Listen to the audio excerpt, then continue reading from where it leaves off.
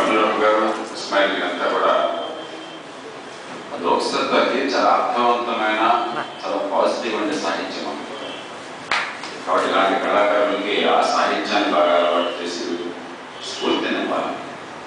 నిరాశ కలిగించే సాహిత్యం లోక్సత్తాలో భాగం కావాలి, మనలో స్ఫూర్తి కావాలా, ఆదర్శ భావం కావాలా, సమాజాన్ని మార్చుకునే చైతన్యం కావాలన్నా గొప్ప సాహిత్యం ఉంది. ఇంకా సాహిత్యం తయారవుతుంది.